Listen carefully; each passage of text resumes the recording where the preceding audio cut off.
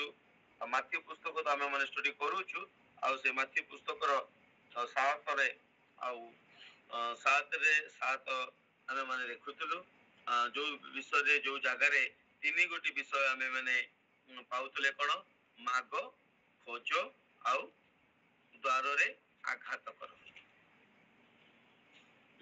Matthew लिखित सुसमाचार सात अध्याय सात पद तुम देख माग से तुम मन को जिया जीव खोज से तुम मैंने संधान पाइब द्वार मार से तुम निमंते द्वार कौन कल फिटाई दिया तो तेणुक आम मैंने मागिबा कौन मागिबा आम मैंने पाइले देखिले सब बेले आम से विजातीय मान परी आम पुनरुक्ति न करू गोटे विषय खाली खाइबा पिंधिबा पीबा ये सकल विषय बा शरीर को सतुष्ट करने मैंने न मागू कहीं परमेश्वर कहती तुम मागी था पाई न था कारण तुम्हें कौन कर तुम शारीरिक अभिलाषा पूरा करने तुमने कौन करता मागी था से आमको मागिबार आवश्यकता अच्छे पवित्र आत्मा को फल पवित्र आत्मा पूर्ण होगापाई द्वितीय विषय आम मैंने देखुले कौन तुम्हें मैंने खोज कौन खोजा आम मैंने देखुले प्रथमे ताहां खोजा द्वितीय आम देखुले राज्य आउ धार्मिकता को खोजा आउ तहिरे आम समस्त विषय आम मैंने पाइबा आम जीवन में पाइबा कारण जगत रे अनेक समय आम मैंने केवल जगतर विषय को आम मैंने खोजी था किंतु प्रभु कहते से सकल विषय ऑलरेडी तुम मान निमंते कौन अच्छी प्रस्तुत होती से सकल विषय आम कौन कर प्रस्तुत कर रखी जमीका आम एग्जांपल भाव में पाऊले कि एदन उद्यान रे मनुष्य को परमेश्वर सृष्टि करके रखा पूर्व समस्त विषय को सृष्टि करते कारण से जानी मोर पिला कौन कौन विषय प्रयोजन अच्छी आज आम मैंने जागतिक भाव में आम पिला अनेक सारा योजना करमिका पढ़ेबा तार कौन आवश्यकता अच्छी तार कौन विषय सब बड़े आम मैंने चिंता करी आम मैंने दुष्ट पिता ही एमतीका विषय चिंता करूँ ताहले जे परमेश्वर जे समस्त सृष्टिर सृष्टिकर्ता पवित्र परमेश्वर सी आम अधिक केते योजना न करेंगे जहाँकि जिरिमिया पुस्तक 29:11 से प्रकाश कर तुम मान निमंते अंतिम काल में तुमको भरोसा देवाई जो सकल योजना आम मैंने कर से योजना अमंगल विषय नुहे मात्र कौन पाई मंगल योजना आम तुम कर प्रिय माने से सकल विषय आम देखुले कौन खोजा ईश्वर को खोजा आम जीवन में कौन खोजा ईश्वर राज्य और धार्मिकता को आम जीवन में खोजा प्रत्येक अवस्था इच्छा को खोजा आज आम मैंने देखा कि तुम्हें मैंने कौन कर द्वार रे मार से तुम मान निमंते द्वार कौन कर फिटई दिया तेरे मोर प्रिय माने द्वार को मारिबा विषय जदि आम मैंने देखा यौन पुस्तक तार 10 आउ तार 1 रु 10 मध्य से द्वार विषय किसी विषय लिखा जाइए तेबे अनेक समय आम मैंने जगत रे अनेक लोकंकर द्वार को खटखट करता साहाय्य निमंते जेतले आम मैंने अभाव देकी जाइथाउ जेतले आम मैंने समस्या देकी जाइथाउ जेतले आम मैंने परीक्षा देकी जाइथाउ सेतले आमे हमर पड़ोसी हमर बंधु हमर संपर्कीय हमर जे अति क्लोज रिलेशन लोक सेमान पाखु जाई कोन करो आमे द्वार को आघात करू कौन पई आघात करू किछि साहाय्य पाइबा आशा रे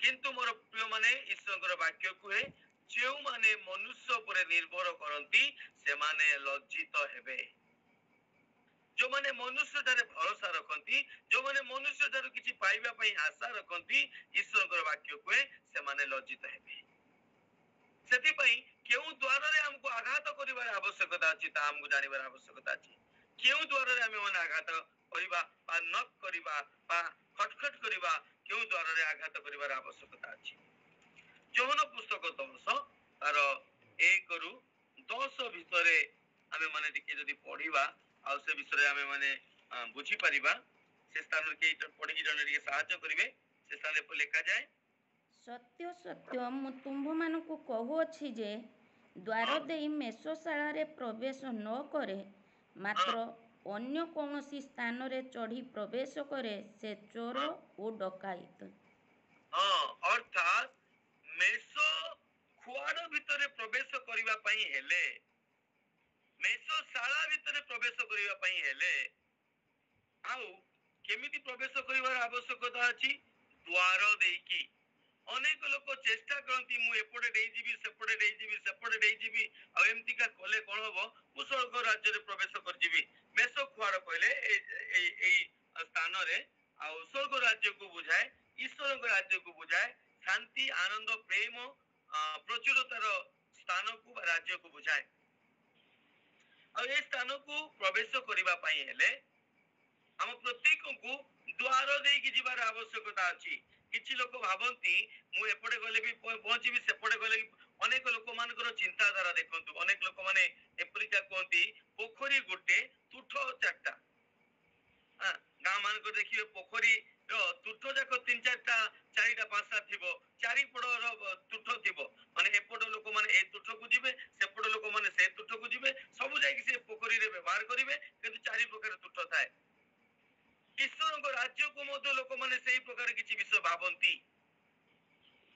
ମୁଁ ଏମିତିକା କଲେ ବି ସ୍ୱର୍ଗ ରାଜ୍ୟ ଯିବି, ସେମିତିକା କଲେ ବି ସ୍ୱର୍ଗ ରାଜ୍ୟ ଯିବି, ଏଇ ରାସ୍ତା ଦେଲେ ଗଲେ ବି ସ୍ୱର୍ଗ ରାଜ୍ୟ ଯିବି, କଲେ ବି ସ୍ୱର୍ଗ ରାଜ୍ୟ ଯିବି। ଦୟା କରିକି ଆପଣ ମୋବାଇଲ ମ୍ୟୁଟ କରନ୍ତୁ। ମୁଁ ମ୍ୟୁଟ କରିଛି, ପୁଣି ଆପଣ ଅନମ୍ୟୁଟ କରୁଛନ୍ତି। ପାର୍ବତୀ ଭଉଣୀ, ଆପଣ ମୋବାଇଲକୁ ମ୍ୟୁଟ କରନ୍ତୁ। ଅନେକ ସମୟରେ ଆମେ ମାନେ ଏଇ ଚିନ୍ତାଧାରାରେ ଥାଉ, ମୁଁ କିଛି ବି କଲେ, ମୁଁ ଏପଟେ ଗଲେ, ମୁଁ ସେପଟେ ଗଲେ, ମୁଁ ସେପଟେ ଗଲେ, କୋଉ ପଟେ ଗଲେ ବି ମୁଁ ଈଶ୍ୱରଙ୍କ ରାଜ୍ୟରେ ପ୍ରବେଶ କରିପାରିବି, ତାଙ୍କ ପରିତ୍ରାଣକୁ ପାଇପାରିବି, ଆଉ ଧାର୍ମିକତାକୁ ପାଇପାରିବି, ଉଦ୍ଧାରକୁ ପାଇପାରିବି ବୋଲି ଆମେ ମାନେ ଭାବିଥାଉ। ମୁଁ କିଛି ବି କଲେ ମୁଁ ସ୍ୱର୍ଗ ରାଜ୍ୟ ଯିବି, ଏହା ଭ୍ରାନ୍ତ ଚିନ୍ତା ଅଟେ। ଜଗତର ପୋଖରୀକୁ ଈଶ୍ୱରଙ୍କ ରାଜ୍ୟରେ ଆମେ ମାନେ କମ୍ପେୟାର କରିବା ନାହିଁ। ସ୍ୱର୍ଗ ରାଜ୍ୟରେ ପ୍ରବେଶ କରିବା ପାଇଁ ହେଲେ ଆମ ମାନଙ୍କୁ ଏକମାତ୍ର ଦ୍ୱାର ଦିଆଯାଇଛି, ଯୋଉ ଦ୍ୱାର ଦେଇକି ଆମକୁ ଯିବାକୁ ପଡିବ। ମେଷ ଖୁଆଡରେ ପ୍ରବେଶ କରିବାକୁ ହେଲେ ଆମକୁ ଦ୍ୱାର ଦେଇକି ଯିବାକୁ ପଡିବ। କାରଣ କଣ ଲେଖାଯାଏ, ପଢ ଟିକେ। ମାତ୍ର ଅନ୍ୟ କୌଣସି ସ୍ଥାନରେ ଚଢି ପ୍ରବେଶ କରେ, ସେ ଚୋର ଓ ଡକାୟତ। ସେ କିଏ ଅଟେ? ଚୋର ଆଉ ଡକାୟତ ଅଟେ। ତାପରେ କିନ୍ତୁ ଯେ ଦ୍ୱାର ଦେଇ ପ୍ରବେଶ କରେ, ସେ ମେଷପାଳକ। ଦ୍ୱାର ଦେଇକି ପ୍ରବେଶ କରେ, ସେ ମେଷପାଳକ। এই ସ୍ଥାନରେ ଅନେକ ଲୋକ ଆମମାନଙ୍କ ଜୀବନରେ ପ୍ରବେଶ କରିବା ପାଇଁ ମଧ୍ୟ ଚେଷ୍ଟା କରନ୍ତି।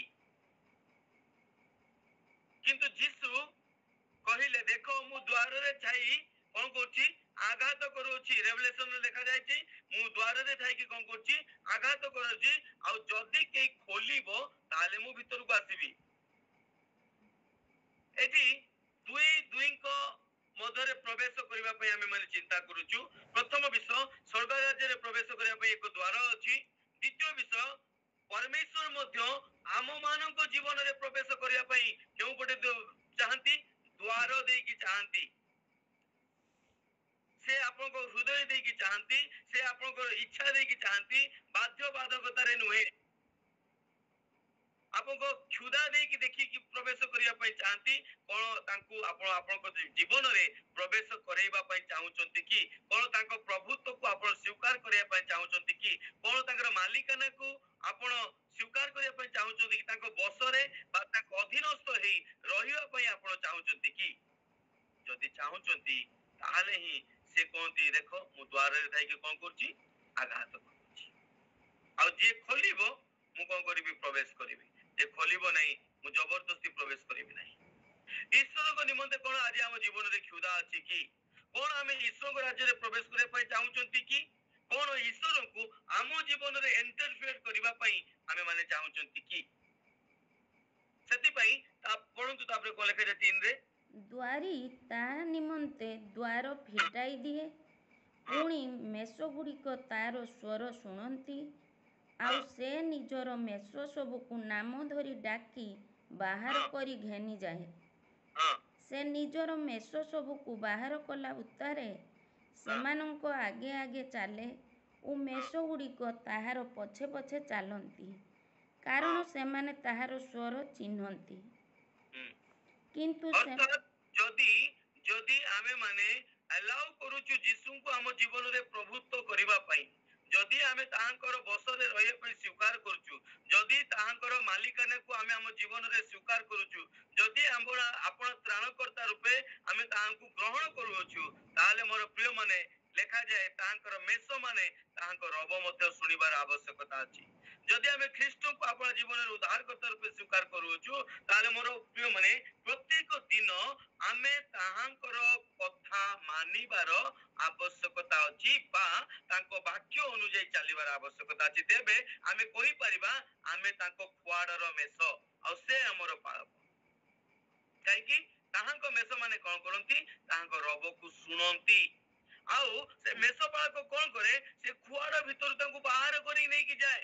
କୁଆଡେ ନେଇକି ଯାଏ? ଚରଣୀ ସ୍ଥାନକୁ ଚରେଇବା ପାଇଁ। ଯେତେବେଳେ ଖ୍ରୀଷ୍ଟଙ୍କୁ ଆମ ଜୀବନରେ ଆମେ ମାନେ ତାଙ୍କ ପ୍ରଭୁତ୍ୱକୁ ସ୍ୱୀକାର କରିବା, ଯେତେବେଳେ ଆମେ ତାହାଙ୍କ ନିମନ୍ତେ ଆପଣ ହୃଦୟର ଦ୍ୱାରକୁ ଖୋଲିବା, ଆମର ଇଚ୍ଛାର ଦ୍ୱାରକୁ ଖୋଲିବା, ସେତେବେଳେ ସେ ଆସିବେ ଆଉ କଣ କରିବେ? ଆମକୁ ଆମର ପରିସ୍ଥିତିରୁ ବାହାର କରି ନେଇକି ଯିବେ। ଯେଉଁ ପ୍ରକାର ପରିସ୍ଥିତି ଆମେ ଦେଇକି ଯାଉଛୁ, ଯେଉଁ ପ୍ରକାର ବିଷୟ ଦେଇକି ଆମେ ମାନେ ଯାଉଛୁ, ସେ ଆମକୁ ସେ ସମସ୍ତ ବିଷୟରୁ ବାହାର କରିକି ନେଇକି ଯିବେ। କୁଆଡେ ନେଇକି ଯିବେ? ଏକ ଚରଣୀ ସ୍ଥାନ, ଯେଉଁ ସ୍ଥାନରେ ଆମେ ମାନେ ଶାନ୍ତି, ପ୍ରେମ, ଆନନ୍ଦକୁ ଲାଭ କରିପାରିବା। ଆମର ଆବଶ୍ୟକତାକୁ ମଧ୍ୟ ଆମେ ମାନେ ପାଇପାରିବା। ସମାନ ସମୟରେ ଆମେ ତାଙ୍କ ସହିତ ଆମେ ମାନେ ଆନନ୍ଦ ମଧ୍ୟ କରିପାରିବା। ଆଉ ସେଥିପାଇଁ ଲେଖାଯାଏ ସେ ନିଜର ମେଷ ଗୁଡ଼ିକୁ ବାହାର କରିକି ନେଇଯିବା ଉତ୍ତାରେ ଯେତେବେଳେ ସେ ଚାଲନ୍ତି, ତାଙ୍କ ପଛ ପଛେ ତାଙ୍କ ମେଷ ଚାଲନ୍ତି। ମୋର ପ୍ରିୟ ମାନେ ଯଦି ଆଜି କଣ ଆମ ଦ୍ୱାରକୁ ଆମେ ଖ୍ରୀଷ୍ଟଙ୍କ ନିମନ୍ତେ ଉନ୍ମୁକ୍ତ କରିଛୁ କି? ଯଦି ଆମେ ମାନେ ଉନ୍ମୁକ୍ତ କରିଛୁ, ତାହେଲେ ଆମକୁ ତାଙ୍କ ପଛେ ପଛେ କଣ ଆଜି ଆମେ ମାନେ ଚାଲୁଛୁ କି? ଏ ବିଷୟକୁ ଆମ ଜୀବନରେ ଆମକୁ ଆଜି ବାକ୍ୟ ଅନୁଯାୟୀ ଆମ ଜୀବନରେ ଆମକୁ ଆଜି ଦେଖିବାକୁ ପଡିବ, ସଚେତନ ହେବାକୁ ପଡିବ, ପରୀକ୍ଷା କରିବାକୁ ପଡିବ। କଣ ମୁଁ ଖ୍ରୀଷ୍ଟଙ୍କ ପଛରେ ବା ତାଙ୍କ ଆଦେଶ ଅନୁଯାୟୀ ଚାଲୁଛି? ତାପରେ କଣ ଲେଖାଯାଏ?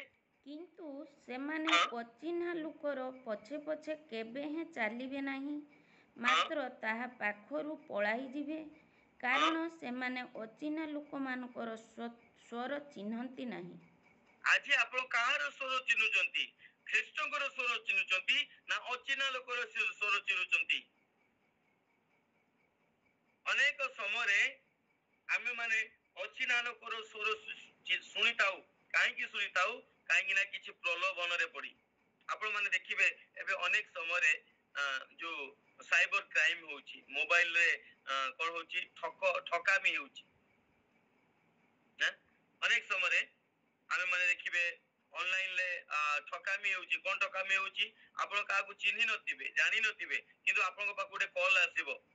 ଆଉ ସେ କଲରେ ଆପଣଙ୍କୁ କିଛି ପ୍ରଲୋଭନ ଦିଆଯିବ। ଆପଣ ଏମିତି କଲେ ସେମିତି ହବ, ସେମିତି କଲେ ସେମିତି ହବ, ଆପଣଙ୍କ ନାଁରେ କଣ ଆସିଛି, ପଇସା ଆସିଛି, ଆପଣଙ୍କ ଆକାଉଣ୍ଟକୁ ଆସିଛି, ଏମିତି କରୁଛି, ଆଉ ଯଦି ଆପଣ ଏଇଆ କରିବେ ତାହେଲେ ସେ ପଇସାକୁ ଆପଣ କଣ କରିବେ?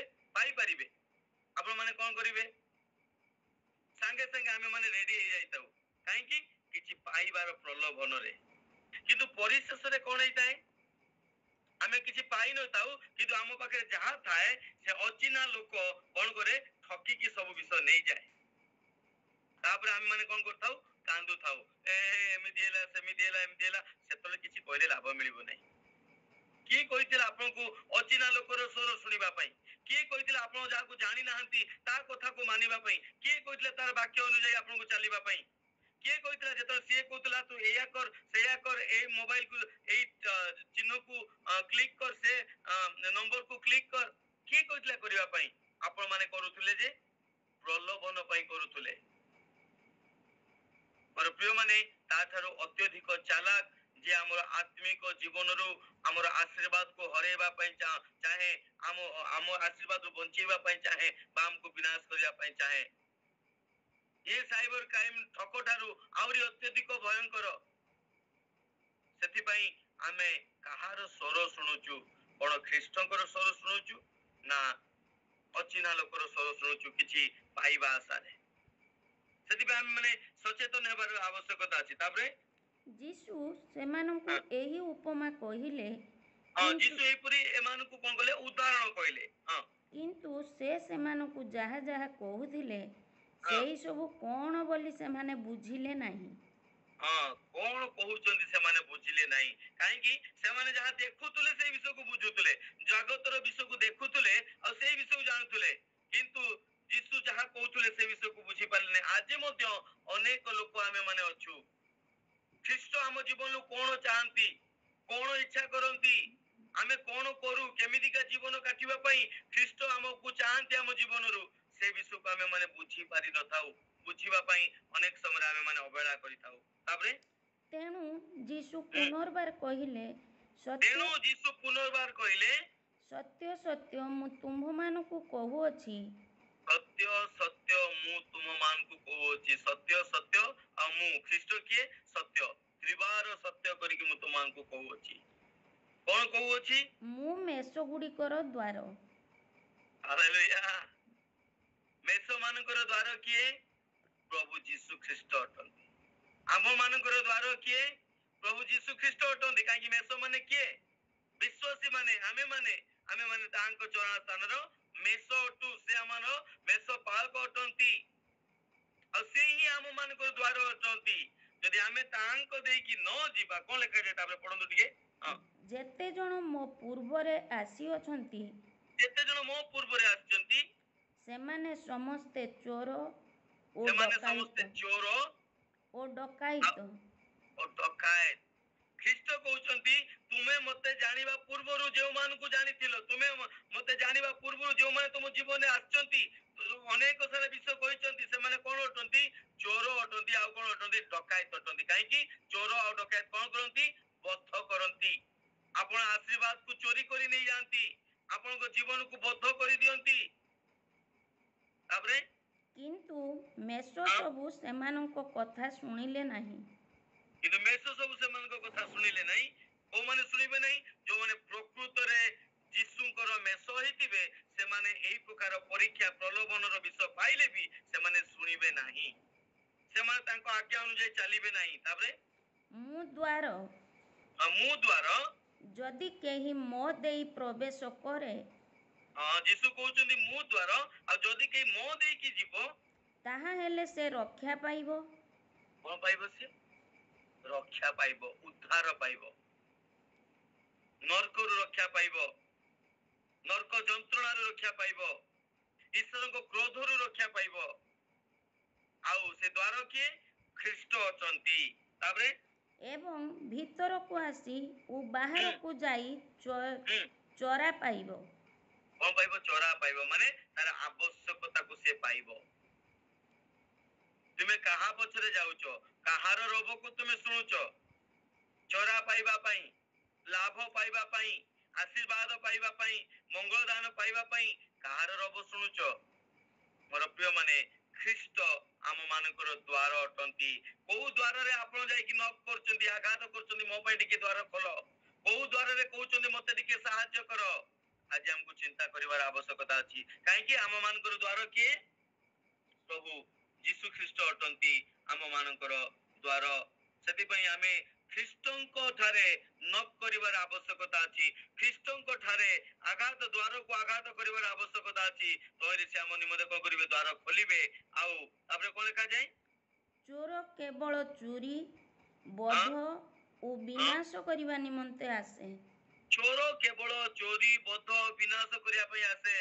ଖ୍ରୀଷ୍ଟଙ୍କ ବିନା ଅନ୍ୟମାନେ ଯେତେ ଜଣ ଆସନ୍ତି, କଣ କରିବା ପାଇଁ ଆସନ୍ତି? ଚୋରି କରିବା ପାଇଁ। କଣ ଚୋରି କରିବେ? ତୁମ ଜୀବନରୁ ଶାନ୍ତି ଚୋରି କରିନେବେ, ତୁମ ଜୀବନରୁ ଆନନ୍ଦକୁ ଚୋରି କରିନେବେ, ତୁମ ପରିବାର ମଧ୍ୟରୁ ଶାନ୍ତିକୁ ଚୋରି କରିନେବେ। ଆଉ କଣ କରିବେ? ତୁମକୁ ଚୋରି କରିବେ, ବଧ କରିବେ, ଏମିତିକା ବିଷୟ କରିଦିବେ, ତୁମେ ବଞ୍ଚିଥିଲେ ବି ମଲା ପରିକା ରହିବ, ମୃତ ତୁଲ୍ୟ ହେଇଯିବ। ତାପରେ ସେମାନେ ଯେପରି ଜୀବନ ପାଆନ୍ତି ଓ ହଁ, ପ୍ରଚୁର ଭାବରେ ପାଆନ୍ତି, ଏଥି ନିମନ୍ତେ ମୁଁ ଆସିଅଛି।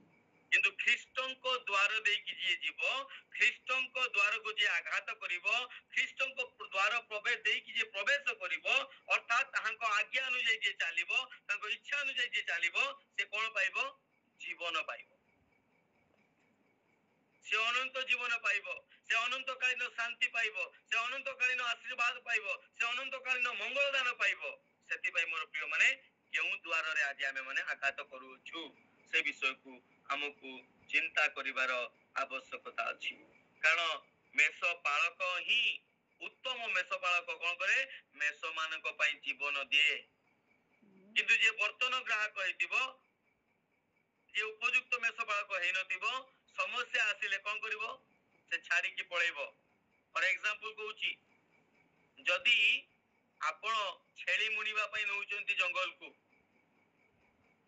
प्राय हम लोक माने छेली चरेबा पई नै की जानती, सेति पई एग्जांपल दउची, जदि आपण छेली मुनिबा पई बा चरेबा पई जदि जंगल को नै की जाउचंती आ जंगल रे गोटे भयंकर जंतु बा बाघ बा चिता बाहरिला, हठात बाहरला, आपण कोन करिवे?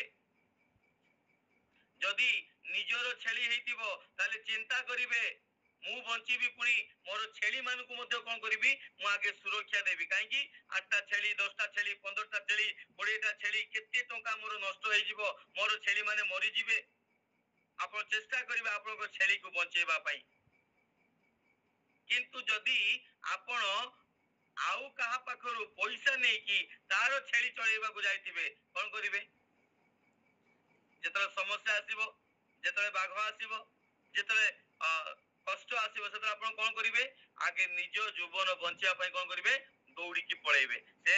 से छेली बंचिले बंचू, मले मरु, बाघ खाऊ, जा होची हो, आगे निजे बंचिले बापर ना बोली भाबिबे। ठीक सेमिति का विषय ख्रीष्ट जदि आम पई द्वार अटंती, जदि ख्रीष्टों को द्वार देके आमे माने प्रवेश करूछु, जदि ख्रीष्टों को आपण पालक रूपे स्वीकार करूछु, मने रखि दांतु ख्रीष्ट आपनको समस्या समरे, आपनको विपद समरे, आपनको अभाव समरे, आपनको रोग सज्जा रे आपनको छाड़ी की जीवे नाही। से कहले आमे तुमको छाड़ीबा नहीं कि परित्याग करिबा नहीं, चाकि परिस्थिति किछि भी हो। किंतु ख्रीष्टों को बिना जदि आउ कहा ऊपर आपण माने भरोसा रखिथिबे ताले कोन हेबो? से कोन करिवो? जेतले समस्या रे पड़िबे, अभाव रे पड़िबे, कष्ट रे पड़िबे, दुख रे पड़िबे, सेतले कोन करिवो? से निज प्राण छाड़ी की पळेइबो बंचेबा पई। हालेलुया। मने अछि से बाहिनी कथा, बाहिनी भूत कथा, गोटे लोक जिनेस अंचल रे गोटे अनेक गोटे भूत द्वारा आक्रांत होइकी बसितिला, ताको लोक माने जंजीर रे बांधी की रखुतले, तथापि से कंट्रोल कर पानुतले, जंजीर छिंडेई की से पळौतला, से एकुटिया रहउतला। आ थरे ख्रीष्टଙ୍କ सहित भेट होई गला। ख्रीष्टଙ୍କ सहित भेट होउकु से कोन कहिला? कोन समय पूर्वरु तुमे मो पाखु आसीच, मु जानि छी तुमे किए, तुमे परात्पर ईश्वरଙ୍କ पुत्र, दया करी समय पूर्व मते विनाश कर नहीं, मते कौन कर ए घुसुरी मानक मध्य प्रवेश करिया पई आज्ञा दियो। यीशु कहले जा, सेडु कौन कहला? से जो व्यक्ति को एते दिन धरि की बांधी की रखितिला ता बसरे, जेतले यीशु आसिले ता प्रति जेतले विपद आसिला, जेतले ताकू नरक को जीवा पई देखा गला, से कौन कहला? भाई याकू छाड़ी की मु कौन करबी? यीशु मते दया कर से घुसुरी भीतर पुरै दियो। से छाड़ी की पळेला। किंतु ख्रीष्ट जेतले ताको नौकारे ताको शिष्य मानक समय थिले, झड़ आसिला, समस्त समस्या आसिला, ख्रीष्ट छाड़ी की गले कि? ख्रीष्ट छाड़ी की गले नहीं। कौनसी परिस्थिति रे हमको ख्रीष्ट छाड़ी की जीवे नहीं, कौनसी समस्या रे हमको ख्रीष्ट छाड़ी की जीवे नहीं, कौनसी दुख अवस्था रे हमको ख्रीष्ट छाड़ी की जीवे नहीं। किंतु जदि ख्रीष्टों को छाड़ी की आउ का पछरे आपण चालुथिबे, जदि ख्रीष्टों को छाड़ी की आउ का कथा अनुसार आपण जीवन काटुथिले, से व्यक्ति आपण को छाड़ी की जीवो। काहे कि से चोर अटे, से डकायत अटे, आ तार काम कोन? आपण को जिंस को चोरी करिवो, आपण को बद्ध करिवो, आपण को जीवन शांति आनंद प्रेम को चोरी करि नबो, आशीर्वाद को चोरी कर नब, आपन को विनाश कर दब। मोर प्रिय माने किंतु ख्रीष्ट विश्वस्त से थिले, से अछंती, से चिरकाल समान अटंती। मोर प्रिय माने आउ से केबे आपना मेष मान को छाड़िबे नहीं, से आपना मेष मान को पाई मध्ये कोन देबे? आपना जीवन देबे। देबे नुहे, से देई अछंती, से प्रमाण करी अछंती। से केवल देवे बोली कहउछन्ती ता नुहे, से प्रमाण करी अछन्ती। मोर प्रिय माने आपण ख्रीष्ट को जानि नथिले, ମୁଁ ଖ୍ରୀଷ୍ଟଙ୍କୁ ଜାଣିନଥିଲି, ଆମେ ନ ଜାଣିଥିବା ଅବସ୍ଥାରେ ମଧ୍ୟ ସେ ଆମ ମାନଙ୍କର ପାପର ପ୍ରାୟଶ୍ଚିତ କରିବା ପାଇଁ କାଲବରୀ କ୍ରୁଶରେ ଆପଣ ଜୀବନକୁ ଦେଇଛନ୍ତି। ଆମେ ତାଙ୍କୁ ଜାଣିନଥିଲେ, ଆମେ ବିଶ୍ୱାସ କରିନଥିଲେ, କିନ୍ତୁ ସେଦିନ ମଧ୍ୟ ଆମ ପାପ ପାଇଁ କଣ କରୁଛନ୍ତି, ସେ କାଲବରୀ କ୍ରୁଶରେ ମରିଛନ୍ତି, ଆପଣ ରକ୍ତକୁ ବହାଇଛନ୍ତି। ସେଥିପାଇଁ ସେ ଆପଣ ମେଷ ମାନଙ୍କୁ ପରିତ୍ୟାଗ କରିବେ ନାହିଁ, ସେ ଛାଡ଼ିକି ଯିବେ ନାହିଁ। ମୋର ପ୍ରିୟ ମାନେ, ଖ୍ରୀଷ୍ଟ ଆମ ମାନଙ୍କର ଦ୍ୱାର ଅଟନ୍ତି। ସେଥିପାଇଁ କୁହନ୍ତି, ମୁଁ ପଥ, ମୋ ଦେଇକି ତୁମେ କଣ କର, ଗମନ କର। ଲୁକ ଲିଖିତ ସୁସମାଚାର 22-26 ଟିକେ ଆମେ ମାନେ ପଢିବା। କେତେ ଲୁକ ଲିଖିତ ସୁସମାଚାର 22-26। ଏଥି ଉତ୍ତାରେ ସେ ନଗରେ ନଗରେ ଓ ଗ୍ରାମେ ଗ୍ରାମେ ଭ୍ରମଣ କରି ଶିକ୍ଷା ଦେଉ ଦେଉ ଜିରୁସାଲେମ ଆଡ଼କୁ ଯାତ୍ରା କରୁଥିଲେ। ଆଉ ଜଣେ ତାହାଙ୍କୁ କହିଲେ, ପ୍ରଭୁ, ପରିତ୍ରାଣ ପାଇବା ଲୋକମାନଙ୍କ ସଂଖ୍ୟା କ'ଣ ଅଳ୍ପ? ସେଥିରେ ସେ ସେମାନଙ୍କୁ କହିଲେ, ସଂକୀର୍ଣ୍ଣ ଦ୍ୱାର ଦେଇ ପ୍ରବେଶ କରିବାକୁ ପ୍ରାଣପଣ କର, କାରଣ ମୁଁ ତୁମ୍ଭମାନଙ୍କୁ କହୁଅଛି, ଅନେକ ପ୍ରବେଶ କରିବା ନିମନ୍ତେ ଚେଷ୍ଟା କରିବେ, କିନ୍ତୁ ପାରିବେ ନାହିଁ। ହାଲେଲୁୟା। ମୋର ପ୍ରିୟ ମାନେ, ଏଠି କଣ ଘଟୁଛି, ଖ୍ରୀଷ୍ଟ ଯେତେବେଳେ ନଗର ନଗରରେ ଗ୍ରାମ ଗ୍ରାମରେ ଭ୍ରମଣ କରୁଛନ୍ତି ଆଉ ଏଇ ଶିକ୍ଷା ଦଉଛନ୍ତି, ମୁଁ ଦ୍ୱାର, ମୋ ଦେଇକି ତୁମେ କଣ କର, ପ୍ରବେଶ କର। ମୋ ଉତ୍ତାରେ, ମୋ ପୂର୍ବରୁ ଯୋଉମାନେ ଥିଲେ ଚୋର ଡକାୟତ ତୁମକୁ ବିନାଶ କରିବା ପାଇଁ ଆସିଲେ, ଚୋର ଚୋରି କରିବା ପାଇଁ ଆସେ, ବଧ କରିବା ପାଇଁ ଆସେ, ବିନାଶ କରିବା ପାଇଁ ଆସେ, କିନ୍ତୁ ମୁଁ ତୁମକୁ ଜୀବନ ଦବା ପାଇଁ ଆସିଅଛି, ଆଉ ଅନନ୍ତ ପ୍ରଚୁର ଜୀବନ ଦବା ପାଇଁ ଆସିଅଛି। ସେତେବେଳେ ଲୋକମାନେ କହିଲେ, କଣ କହୁଛନ୍ତି କି, କଣ ଏଇ ପରିତ୍ରାଣ ପାଇବା ବା ଏଇ ଉଦ୍ଧାର ପାଇବା ଲୋକଙ୍କ ସଂଖ୍ୟା କଣ କମ କି? ଆଜି ମଧ୍ୟ ମୋର ପ୍ରିୟ ମାନେ, ଯୀଶୁ ସେଇ ବିଷୟ କହିବା ପାଇଁ ଚାହାନ୍ତି, ଆମେ ମାନେ ଜାଣିବା ଦରକାର। ଆଜି ମଧ୍ୟ ଏ ପରିତ୍ରାଣ ପାଇବା ଲୋକମାନେ କେତେ ଅଟନ୍ତି? ବହୁତ କମ ଅଟନ୍ତି। ଆଜି ମଧ୍ୟ ଏ ପରିତ୍ରାଣ ପାଇବା ଲୋକମାନେ ବହୁତ କମ ଅଟନ୍ତି।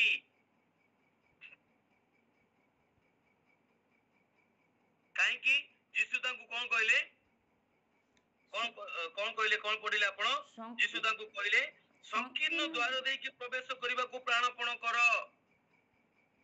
ସଂକୀର୍ଣ୍ଣ ଦ୍ୱାର, ସରୁ ଦ୍ୱାର, ଅଣଓସାରିଆ ଦ୍ୱାର, ସେ ଦ୍ୱାର ଦେଇକି ତୁମେ ପ୍ରବେଶ କର।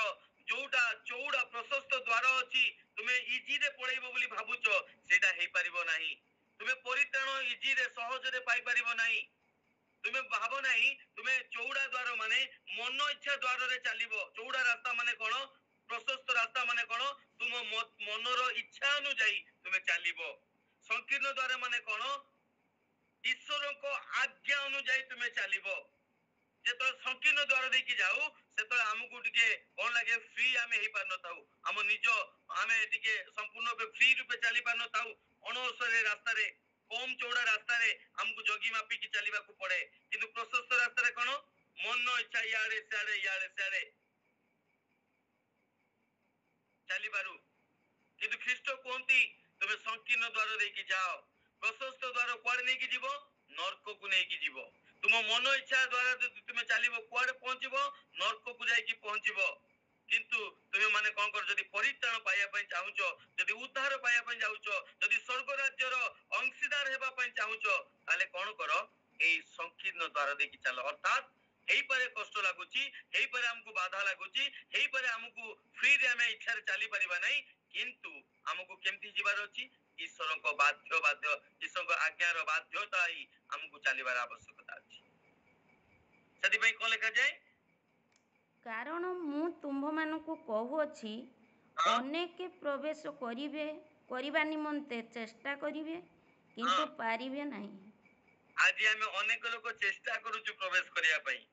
ଅନେକ ଲୋକ ମଣ୍ଡଳୀକୁ ଆସୁଛୁ, ଅନେକ ଲୋକ ପ୍ରାର୍ଥନା କରୁଛୁ, ଅନେକ ଲୋକ ବିଶ୍ୱାସ କରୁଛୁ, କିନ୍ତୁ ସମସ୍ତେ ପ୍ରବେଶ କରିପାରିବେ ନାହିଁ। କୋଉମାନେ ପ୍ରବେଶ କରିବେ, ଯୋଉମାନେ ଆଜ୍ଞା ବହତା ଅନୁଯାୟୀ ଚାଲିବେ।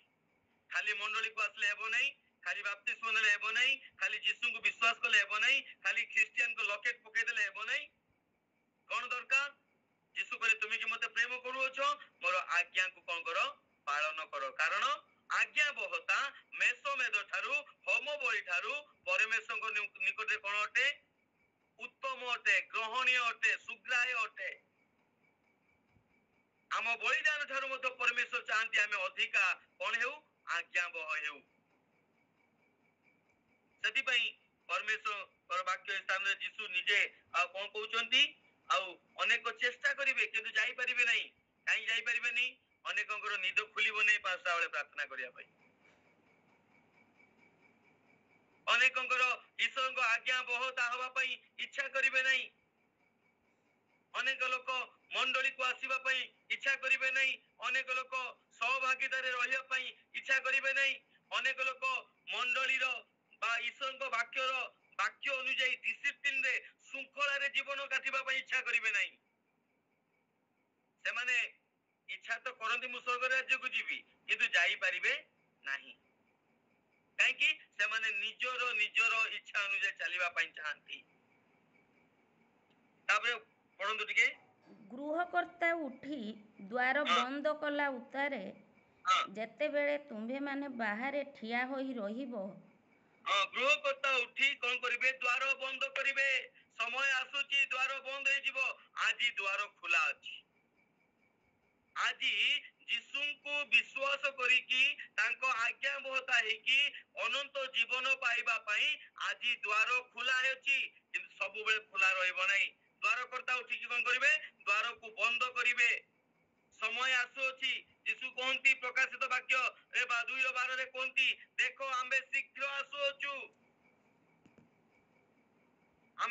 आसुछु आउ अनुग्रह करिबा पई नुहे दया करिबा पई नुहे उद्धार करिबा पई नुहे कोन करिबा पई आसुछु विचार करिबा पई आसुछु से दिन आपण जदि इच्छा करिवे ए सत्य कथा तो ख्रीष्ट से दिन हमकु कुआ जाउतला यीशु विचार करिबा पई आउचंती जे विश्वास न करिवो से विचारित होईची आमे विश्वास करनु सत्य कथा तो आ एबे हेले मु विश्वास करबी आउ हेई परिबो नै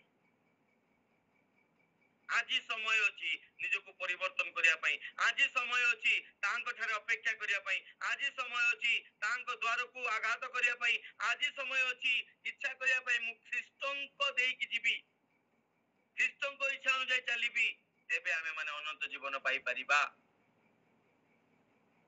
थरे जदि द्वार बंद होई जीवो तापर कोन लेखा जाय हे प्रभु आम्भ मानक निमंते द्वार फिटाउंतु हम तुम्हें सेदिन कहबो हे प्रभु हम निमंते द्वार कोन करो खोली दियो सेदिन हमकु प्रचार करा जाउथुला कुआ जाउथुला तुम कथा मानिबा पई वाक्य अनुଯାୟୀ चलिया पई आज्ञा बता जीवा पई मंडली रे प्रचार होतुला किंतु मु ढुळेई के आस्तुली सकाळ मॉर्निंग डिवोशन रे प्रचार होतुला किंतु मु मसारी भितरे वीडियो ऑफ करी कि सुई की रहितिली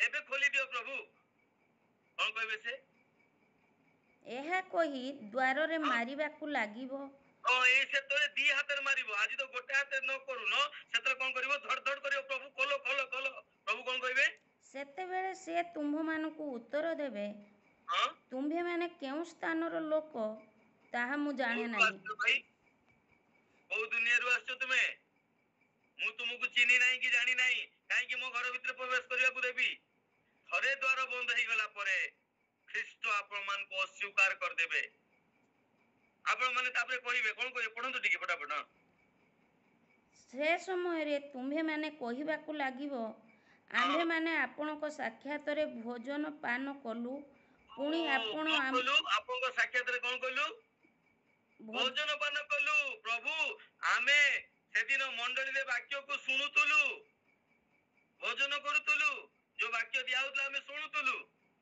आमे सेही लोक होतु जो लोक आमे माने आगामी जो सप्ताह आसुची प्रभु भोज आ से प्रभु भोज रे मध आमे कोन खाउतुलु तुम रोटी खाउतुलु राखेरस पान करूतुलु आमे तुम सहित भोजन करूतुलु तापरे पुणी आपण आम्भ मानको दांड मानकरे शिक्षा देले ओ सेदिन पर आपण पठेइतिले मानस भाई को पठेइतिले सकाळ उठी के हमको एमती एमती कहउतुले मंडली रे एमती एमती कहउतुले दांड मानकरे हम घर मानकरे द्वार मानकरे सब बेले हमको कहउतुले हमको भूली जाय जे कि प्रभु तापरे आउ ସେ ତୁମ୍ଭମାନଙ୍କୁ କହିବେ, ସେ ତୁମନ୍ କହିବେ ତୁମ୍ଭେମାନେ କେଉଁ ସ୍ଥାନର ଲୋକ ତାହା ମୁଁ ଜାଣେ ନାହିଁ। ହାଲେଲୁୟା। ପ୍ରଭୁ ବି କନଫ୍ୟୁଜ ହେଇଯିବେ, କହିବେ ତୁମେ ତ ସ୍ୱର୍ଗ ରାଜ୍ୟର ଲୋକ ନୁହେଁ, ତୁମେ ନରକର ଲୋକ କି ସ୍ୱର୍ଗ ରାଜ୍ୟ ଲୋକ, ମୁଁ କନଫ୍ୟୁଜ ଅଛି, ସେଥିପାଇଁ ମୁଁ ତମକୁ ପୁରେଇବି ନାହିଁ। ତାପରେ କଣ ଲେଖାଯାଏ? ହେ ଅଧର୍ମାଚାରୀ ସମସ୍ତେ ମୋ ପାଖରୁ ଦୂର ହୁଅ। କଣ? ହେ ଅଧର୍ମାଚାରୀ ସମସ୍ତେ ମୋ ପାଖରୁ ଦୂର ହୁଅ। ବୋଲୋ ಯೇಸು ମसीह की जय। ସେଦିନ ପ୍ରଭୁ କହିବେ ତୁମେ ମଣ୍ଡଳୀ ଗଲେ ବି ତୁମେ ଅଧର୍ମାଚାରୀ, ବାକ୍ୟକୁ ଶୁଣୁଥିଲେ ବି ଅଧର୍ମାଚାରୀ, ତୁମେ ମତେ ଜାଣିଥିଲେ ବି ମୋ ନାମରେ ବାପ୍ତିସ୍ମ ନେଇଥିଲେ ବି ତୁମେ ଅଧର୍ମାଚାରୀ। କାହିଁକି? ତୁମେ ମୋ ଆଜ୍ଞା ଅନୁସାରେ ଚାଲିନ। ତୁମେ ଏଇ ଦ୍ୱାର ଦେଇକି ଯାଇନାଅ, ତୁମେ ଅନେକ ଦ୍ୱାର ଦେଇକି ପ୍ରବେଶ କରିବା ପାଇଁ ଚାହୁଁଥିଲ, ଅନେକ ଉପାୟରେ ତୁମ ସମସ୍ୟାକୁ ସମାଧାନ କରିବା ପାଇଁ ଚାହୁଁଥିଲ, ଅନେକ ଉପାୟରେ ଶାନ୍ତି ପାଇବା ପାଇଁ ଚାହିଁଥିଲ, ଅନେକ ଉପାୟରେ ଆନନ୍ଦ ପାଇବା ପାଇଁ ଚାହିଁଥିଲ, ତୁମେ ଫିଲ୍ମ ଦେଖିକି ଆନନ୍ଦ କରିବା ପାଇଁ ଚାହୁଁଥିଲ, ମଦ ପିଇକି ଆନନ୍ଦ କରିବା ପାଇଁ ଚାହୁଁଥିଲ, ବ୍ୟଭିଚାରରେ ସୁଖ କରିବା ପାଇଁ ଚାହୁଁଥିଲ, ଅନେକ ସାରା ଉପାୟରେ ତୁମେ ସନ୍ତୁଷ୍ଟ ହେବା ପାଇଁ ଚାହୁଁଥିଲ। ସେଥିପାଇଁ ତୁମେ ଅଧର୍ମାଚାରୀ, ମୋ ଠାରୁ କଣ ହେଇଯାଅ, ତୁମେ ଦୂର ହେଇଯାଅ। ତୁମେ ଯୀଶୁଙ୍କ ଦ୍ୱାର ଦେଇକି ଆସିନାହ, ସଂକୀର୍ଣ୍ଣ ଦ୍ୱାର ଦେଇକି ଆସିନାହ, ବ୍ୟଭିଚାରରୁ ନିଜକୁ ଦୂରେଇକି ରଖିନାହ, କ୍ରୋଧରୁ ଈର୍ଷାରୁ ଦୂରେଇକି ରଖିନାହ, ତୁମେ ନିଜ ସ୍ୱାର୍ଥ ଜନିତ ଶାରୀରିକ ଅଭିଳାଷରୁ ନିଜକୁ ଦୂରେଇକି ରଖିନାହ, ତୁମେ ସେଇଥିରେ ପରିତୃପ୍ତ ହେବା ପାଇଁ ଚାହୁଁଥିଲ। ସେଥିପାଇଁ ହେ ଅଧର୍ମାଚାରୀ, ମୋ ଠାରୁ କଣ ହୁଅ, ଦୂର ହୁଅ। ତେବେ ମୋର ପ୍ରିୟ ମାନେ, ଈଶ୍ୱରଙ୍କର ବାକ୍ୟ ଆମକୁ କହିବା ପାଇଁ ଚାହାନ୍ତି। 28 ଯେତେବେଳେ ତୁମେ ମାନେ କହିବ ଅବ୍ରାହମ, ଇସାକ, ଯାକୋବ ପୁଣି ସମସ୍ତ ଭାବବାଦୀଙ୍କୁ ଈଶ୍ୱରଙ୍କ ରାଜ୍ୟରେ ତୁମେ ଦେଖୁଥିବ, ଅନେକ ଲୋକ ପରମେଶ୍ୱରଙ୍କ ରାଜ୍ୟରେ ପ୍ରବେଶ କରୁଥିବେ, ଆଉ ଆପଣଙ୍କୁ କୋଉଠି ପାଇବ, ବାହାରେ ଛିଡା ହେଇଥିବାର ଦେଖିବ। ମୋର ପ୍ରିୟ ମାନେ, ସେତେବେଳେ ଯୋଉ ସ୍ଥାନରେ ଥିବ ରୋଦନ ଆଉ ଦନ୍ତର କିଡିମିଡିର ଶବ୍ଦ ହେଉଥିବ, ଅର୍ଥାତ୍ ନର୍କରେ ଆପଣ ମାନେ ନିଜକୁ ପାଇବେ। ସେଥିପାଇଁ ଆଜି କେଉଁ ଦ୍ୱାର ଦେଇକି ଆପଣ ଯିବା ପାଇଁ ପ୍ରବେଶ କରୁଛନ୍ତି, କେଉଁ ଦ୍ୱାରରେ ଆଘାତ କରୁଛନ୍ତି, ଆପଣଙ୍କ ସାହାଯ୍ୟ କେଉଁଠାରୁ ଆସିବ ବୋଲି ଆପଣ ଚାହୁଁଛନ୍ତି? କାରଣ ମୋର ସାହାଯ୍ୟ ମୋର ସ୍ୱର୍ଗସ୍ଥ ପିତାଙ୍କ ଠାରୁ ଆସେ। ଆପଣ ସାହାଯ୍ୟ ପାଇବା ପାଇଁ କେଉଁ ଦ୍ୱାରରେ ଆଘାତ କରୁଛନ୍ତି, ଉଦ୍ଧାର ପାଇବା ପାଇଁ କେଉଁ ଦ୍ୱାରରେ ଆଘାତ କରୁଛନ୍ତି? ଖ୍ରୀଷ୍ଟ କହନ୍ତି ମୁଁ ଦ୍ୱାର ଅଟେ, ମୋ ଦେଇକି ନ ଗଲେ କେହି ସ୍ୱର୍ଗ ରାଜ୍ୟରେ ପ୍ରବେଶ କରିପାରିବ ନାହିଁ। ସଂକୀର୍ଣ୍ଣ ଦ୍ୱାର ଦେଇକି ଯାଅ, କାହିଁକି? ଖ୍ରୀଷ୍ଟ କହନ୍ତି ମୁଁ ସଂକୀର୍ଣ୍ଣ ଦ୍ୱାର। ସଂକୀର୍ଣ୍ଣ ଦ୍ୱାର ମାନେ କଣ? ଆଜ୍ଞାବହତାର ଜୀବନ। ଯେତେବେଳେ ଆପଣ ମାନେ ଆଜ୍ଞାବହତାର ଜୀବନ କାଟିବେ, ସେତେବେଳେ ଅନେକ ସାରା ସ୍ୱାର୍ଥକୁ ଆପଣଙ୍କ ଜୀବନରେ ଜଳାଞ୍ଜଳି ଦେବା ପାଇଁ ବା ବଳିଦାନ ଦେବାକୁ ପଡିବ। ଆପଣଙ୍କ ମନ ଇଚ୍ଛା ଆପଣ ଚାଲିପାରିବେ ନାହିଁ, ପ୍ରଶସ୍ତ ରାସ୍ତାରେ ଚାଲିଲା ପରିକା ଚାଲିପାରିବେ ନାହିଁ। ଆପଣଙ୍କ ଇଚ୍ଛା ହେଲେ ଆଜି ମୁଁ ଯିବି ପ୍ରାର୍ଥନା କରିବି, ନହେଲେ କରିବେ ନାହିଁ। ଇଚ୍ଛା ହେଲେ ମୁଁ ଜଏନ୍ କରିବି, ନହେଲେ କରିବି ନାହିଁ। ଇଚ୍ଛା ହେଲେ ଆଜ୍ଞା ମାନିବି, ନହେଲେ ମାନିବି ନାହିଁ। ସେ ପ୍ରକାର ଜୀବନ ଆପଣ କାଟି ପାରିବେ ନାହିଁ। ଯଦି କାଟିବେ, ପ୍ରଭୁ କହନ୍ତି ରେ ଅଧର୍ମାଚାରୀ, ତୁମେ କିଏ, କୋଉ ସ୍ଥାନ ଲୋକ ମୁଁ ଜାଣିନି, ତୁମେ ଯୋଉ ସ୍ଥାନରେ ଅଛ ସେ ସ୍ଥାନରେ ରୋଦନ ଆଉ ଦନ୍ତର କିଡିମିଡି ହେବ। ମୋର ପ୍ରିୟ ମାନେ, ସେଥିପାଇଁ ସମୟ ଥାଉ ଥାଉ ଆଜି ଈଶ୍ୱରଙ୍କ ବାକ୍ୟ ଆମକୁ ଉତ୍ସାହିତ କରେ କଣ କରିବା ପାଇଁ? ମାଗ, ତୁମକୁ ଦିଆଯିବ, ଖୋଜ, ସନ୍ଧାନ ପାଇବ, ଦ୍ୱାରରେ ମାର, ଦ୍ୱାର ତୁମ ନିମନ୍ତେ କଣ ହେଇଯିବ? ଖୋଲି ଦିଆଯିବ। ଆଜି ଆପଣ ମାନଙ୍କର ଦ୍ୱାର କିଏ? କଣ ଆପଣ ମାନଙ୍କ ଦ୍ୱାର ଖ୍ରୀଷ୍ଟ ଅଟନ୍ତି ନା ଆଉ କେହି ଅଟନ୍ତି? କାହିଁକି? ଅନ୍ୟମାନେ ଚୋର ଆଉ ଡକାୟତ। ଯୋଉଠୁ ଆପଣ ସାହାଯ୍ୟ ପାଇବା ପାଇଁ ଚାହିଁବେ, ସେମାନେ ଚୋର ଆଉ ଡକାୟତ। ଆଉ ସେମାନେ କଣ ପାଇଁ ଆସିବେ? ସାହାଯ୍ୟ କରିବା ପାଇଁ ନୁହେଁ, ଚୋରି କରିବା ପାଇଁ ଆସିବେ, ଆପଣ ଜୀବନକୁ ବିନାଶ କରିବା ପାଇଁ ଆସିବେ। କିନ୍ତୁ ଖ୍ରୀଷ୍ଟ କୁହନ୍ତି ମୋ ଦେଇକି ଯେ ଯିବ ସେ କଣ କରିବ? ଉଦ୍ଧାର ପାଇବ। ତେବେ ଆସୁ ଆଜିର ବାକ୍ୟ ଦେଇ ପ୍ରଭୁ ଆମକୁ ଆଶୀର୍ବାଦ କରନ୍ତୁ। এই ବାକ୍ୟକୁ ଆମ ଜୀବନରେ ଆଜି ଆମେ ମାନେ ପ୍ରାକ୍ଟିସ କରିବା। ମୁଁ ସଦାସର୍ବଦା ଖ୍ରୀଷ୍ଟ ରୂପକ ଦ୍ୱାରରେ ଆଘାତ କରିବି, ମୋର ସାହାଯ୍ୟ ଖ୍ରୀଷ୍ଟଙ୍କ ଠାରୁ ଆସିବ। ମୁଁ ଖ୍ରୀଷ୍ଟଙ୍କ ଠାରେ ଅପେକ୍ଷା କରିବି। ଦ୍ୱାରରେ ଆଘାତ କରିବାର ବହୁତ ଗୁରୁତ୍ୱପୂର୍ଣ୍ଣ ବିଷୟ। ଆଉ ଗୋଟେ ବିଷୟ ମୁଁ କହିବା ପାଇଁ ଚାହେଁ, ଦ୍ୱାରରେ ଆଘାତ କରିବାର ଅର୍ଥ, ଯେତେବେଳେ ଜଣେ ଦ୍ୱାରରେ ଆଘାତ କରେ, ସେ ଅପେକ୍ଷା କରିକି ରୁହେ। ଯେତେବେଳେ ଆପଣଙ୍କ ଘରକୁ, ଆପଣ କାହା ଘରକୁ ଯାଆନ୍ତି, କବାଟକୁ ଖଟଖଟ କରନ୍ତି, ଖଟଖଟ କରିକି ପଳେଇ ଆସନ୍ତି କି? ନାଇଁ, ଆପଣ ଛିଡା ହେଇକି ରୁହନ୍ତି। କେତେ ପର୍ଯ୍ୟନ୍ତ? ଯେତେ ପର୍ଯ୍ୟନ୍ତ ସେ ଦ୍ୱାର ଖୋଲି ନାହିଁ। ଖ୍ରୀଷ୍ଟଙ୍କ ଦ୍ୱାରକୁ ଆଘାତ କରିବାର ଅର୍ଥ, ଖ୍ରୀଷ୍ଟଙ୍କ ଠାରେ ଆମେ ଅପେକ୍ଷା କରିକି ରହିବା। ଖ୍ରୀଷ୍ଟଙ୍କ ଠାରେ ନିର୍ଭର କରିକି ରହିବା, ଖ୍ରୀଷ୍ଟଙ୍କ ଆଜ୍ଞା ବହତା ହେଇକି ଆମେ ମାନେ ଚାଲିବା, ହେଇପାରେ ବିଳମ୍ବ ହେଇପାରେ ଆଶୀର୍ବାଦ ପାଇବା ପାଇଁ, ହେଇପାରେ ଆଶ୍ଚର୍ଯ୍ୟ କାର୍ଯ୍ୟ ଦେଖିବା ପାଇଁ ବିଳମ୍ବ ହେଇପାରେ, କିନ୍ତୁ ମୋର ନିର୍ଭର ମୋର ଭରସା କାହା ଠାରେ ମୁଁ ରଖିବି? ଖ୍ରୀଷ୍ଟଙ୍କ ଠାରେ ରଖିବି, ତାଙ୍କ ଆଜ୍ଞା ବହତାଇ ଚାଲିବି। ମୋର ପ୍ରିୟ ମାନେ ଆସୁ ତେବେ ଆମେ ମାନେ ପ୍ରାର୍ଥନା କରିବା, ଖ୍ରୀଷ୍ଟର ପୋକ ଦ୍ୱାରକୁ ଆଘାତ କରିବା। ମାଗ ତୁମକୁ ଦିଆଯିବ, ଖୋଜ ତୁମେ ସନ୍ଧାନ ପାଇବ, ଦ୍ୱାରରେ ମାର ଦ୍ୱାର ତୁମ ନିମନ୍ତେ କଣ ହେଇଯିବ? ଖୋଲି ଦିଆଯିବ। ତେବେ ଆସୁ ଆମେ ପ୍ରାର୍ଥନା କରିବା। Thank you Lord Jesus, hallelujah। हे ଅନୁଗ୍ରହକାରୀ ପରମେଶ୍ୱର ପ୍ରଭୁ, ମୁଁ ତୁମର ଧନ୍ୟବାଦ କରୁଛି, ମୁଁ ତୁମର ଗୌରବ କରୁଛି, ପ୍ରଶଂସା କରୁଛି। ଯେଉଁ ବାକ୍ୟ ଦେଇ ତୁମେ ଆମକୁ କଥା କହିଲ, ସେ ବାକ୍ୟ ଅନୁଯାୟୀ ଯେପରି ଆମେ ମାନେ ଆଜି ଦିନଟିକୁ କାଟିବାକୁ ପାରିବୁ, ତୁମେ ଆମକୁ ସାହାଯ୍ୟ କର ପ୍ରଭୁ। ଯେପରି ଆମେ ଅନ୍ୟ ଆମର ସାହାଯ୍ୟ ଯେ କେବଳ ତୁମ ଠାରୁ ଆସେ, ଆମର ନିର୍ଭର ଆମର ଭରସା ତୁମ ଠାରେ ରଖିବାକୁ ପାରିବୁ ପ୍ରଭୁ, ତୁମେ ଆମକୁ ଦୟା କର। ସମସ୍ତ ବାଧାକାରୀ ବିଷୟକୁ ଦୂର କରିଦିଅ, ତୁମରି ଆଜ୍ଞାବହ ହେବୁ ପ୍ରଭୁ, ତୁମେ ଆମକୁ ସାହାଯ୍ୟ କର। ତୁମଠାରେ ନିର୍ଭର ରଖି ଅପେକ୍ଷା କରିବୁ, ସାହାଯ୍ୟ କର।